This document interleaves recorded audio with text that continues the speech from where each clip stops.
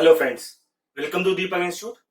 आज की जो वीडियो बनाई गई है वो थर्ड ईयर वाले बच्चों के लिए बनाई गई है जो कि कंप्यूटर एप्लीकेशन इन बिजनेस के ऊपर है। ये जो वीडियो है ये एक सीरीज के तहत बनाई जा रही है जिसमें मैं आज लॉजिकल फंक्शंस को डिफाइन कर रहा हूँ। लॉजिकल फंक्शंस क्या होते हैं और उनको कैसे डिफाइन किया जाता है।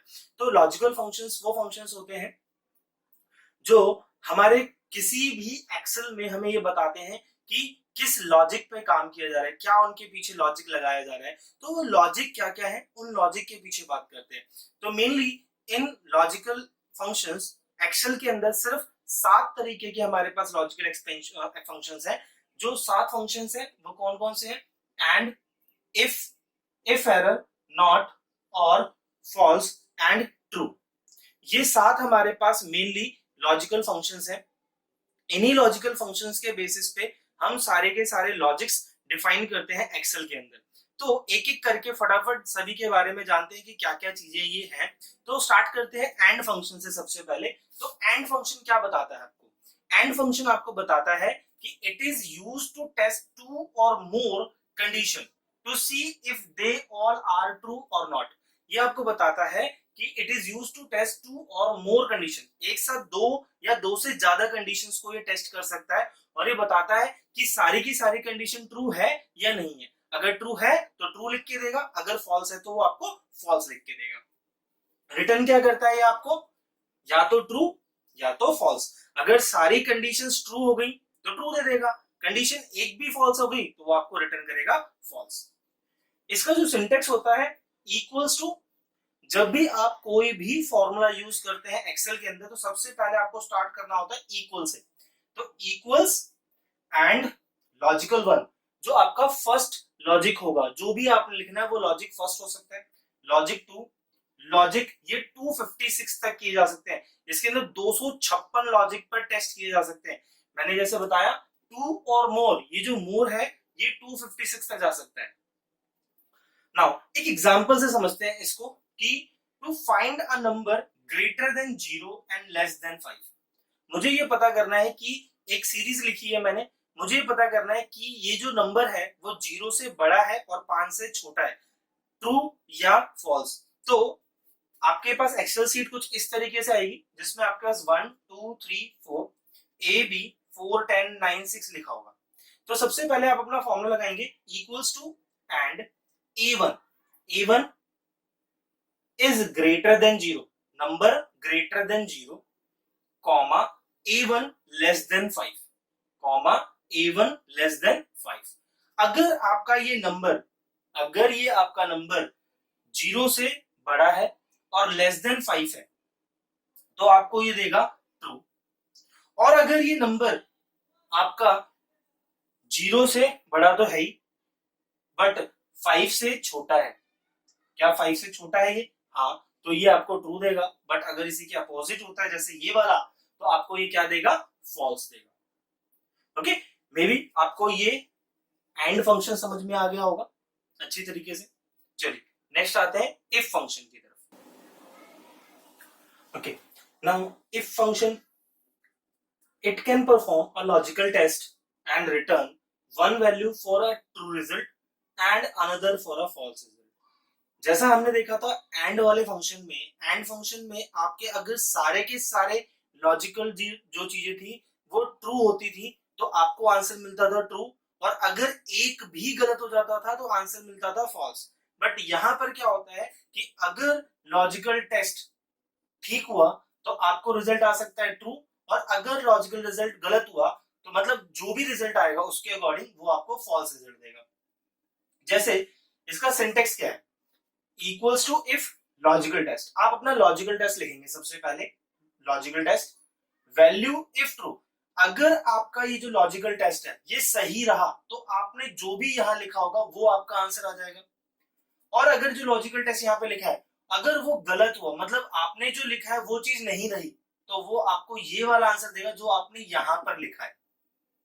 ओके, नेस्टेड इफ स्टेटमेंट्स क्या होती हैं कि इफ स्टेटमेंट के अंदर और भी इफ स्टेटमेंट्स लगाई जा सकती हैं। समटाइम्स ऐसा होता है कि हमें इस इफ के अंदर बहुत सारे इफ लगाने पड़ जाते हैं। तो अभी हम इसको आगे की क्लासेस के अंदर देखेंगे जब हम लोग पेरोल देखेंगे। नेस्टेड इफ स्टेटमेंट्स है हमारी, वो 64 तक यूज की जाती है। 64 if statements can be nested.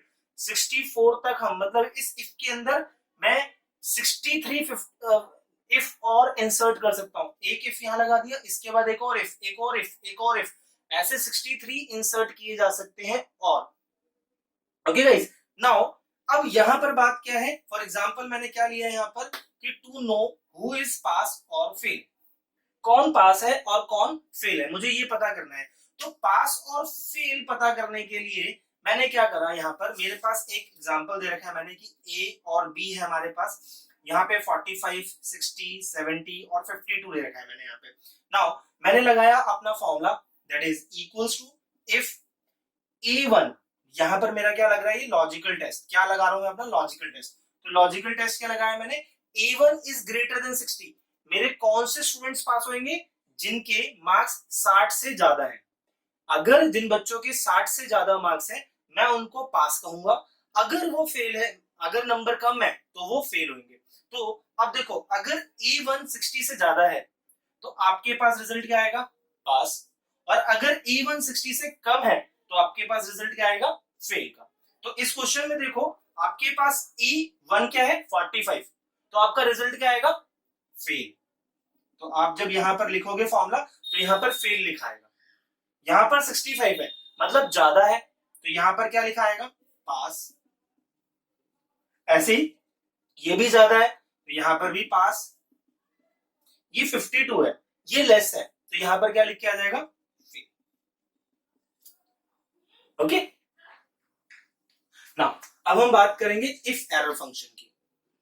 Okay, if error it generates a custom result when formula generates an error। अगर कोई भी फॉर्मूला अगर एरर जनरेट करता है तो आपने जो लिखा होगा वो कस्टम रिजल्ट दे देगा, जो एक्चुअल है, जो एक्चुअल उसका आना नहीं, जो भी आपने लिखा है वो चीज लिख देगा या ट्रू लिख के दे देगा आपको।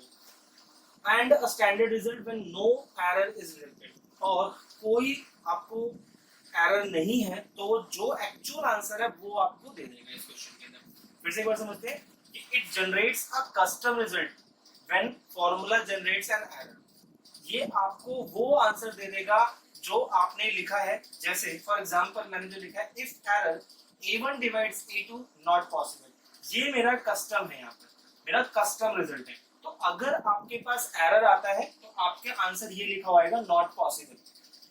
बट वहीं पर अगर आपके पास कोई एरर नहीं आता है तो इसका जो आंसर होगा वो आपको मिल जाएगा। यहाँ पर देखिए, if error A1 upon A2, यहाँ A2 ब्लैंक है, ब्लैंक का मतलब क्या हो गया, 0। तो क्या 5 को 0 से डिवाइड किया जा सकता है, तो इट इज नॉट पॉसिबल। तो ये एक एरर है, तो ये एरर है इसलिए यहाँ पर क्या लिख के आ गया, नॉट पॉसिबल। वहीं पर अगर मैंने क्या करा, if error A3 divides B2, A3 divides B2, मैंने नॉट पॉसिबल लिखा है, आप चेक करेंगे तो आपके पास आंसर आएगा 2, जो एक्चुअल आंसर आना चाहिए वही आपके पास आ जाएगा। तो A3 divides B2, 4 divide 2 is 2 है। ओके, नाउ क्या चीज मुझे पता चला इसमें कि इफ एरर क्या करता है, ये कस्टम रिजल्ट जनरेट करता है। अगर कोई एरर आता है तो, अगर एरर आता है तो ये एक कस्टम रिजल्ट करता है। और अगर कोई भी स्टैंडर्ड रिजल्ट आता है, कोई भी अगर स्टैंडर्ड रिजल्ट आता है तो ये कोई, मतलब when no error is detected, तो जो भी स्टैंडर्ड रिजल्ट है वो आपके सामने यहाँ पर लिख देगा आपके लिए। It is an elegant way to trap and manage errors.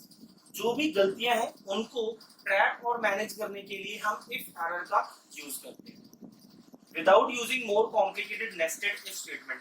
जितने भी नेस्टेड इफ स्टेटमेंट्स हम यूज करते हैं इन फ्यूचर क्लासेस में आप देखोगे बहुत सारे नेस्टेड इफ स्टेटमेंट्स हैं, तो उनको यूज करने से बचने के लिए हम इफ एरर का यूज करते हैं। इसका सिंटैक्स होता है equals to if error value value if error. तो वैल्यू जो भी लिखी थी हमने यहाँ पर A1 अपॉन A2, जो भी हमारा लॉजिकल टेस्ट था, और वैल्यू इफ एरर्स अगर नॉट पॉसिबल है तो ये आपको उसका आंसर दे देगा। अगर गलत होगा तो आपको ये आंसर देगा, अगर सही होगा तो ये आपको आंसर दे देगा, जो एक्चुअल आंसर होगा वो आपको ये आंसर दे देगा। Not function, not function it returns the opposite of a given logical value, जो भी आपने लॉजिकल वैल्यू दी है उसका अपोजिट ये रिटर्न करेगा। अगर जैसे फॉर एग्जांपल ए में 6, 7, 2 एंड 9 लिखा है, हमें चाहिए कि want to know that A2 is greater than 5। क्या A2 ग्रेटर देन 5 है? तो मैंने क्या करा, equals to not A2 greater than 5, A2 greater than 5। तो हमें ये पता है कि ये सही है, A2 is greater than 5।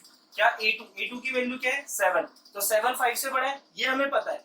But जैसे ही आपने यहाँ पे नॉट फंक्शन लगा दिया तो वो आपको क्या रिजल्ट देगा, फॉल्स, कि नहीं ये साहब गलत है। ओके, तो नॉट फंक्शन क्या रिटर्न करता है, opposite of a given logical function.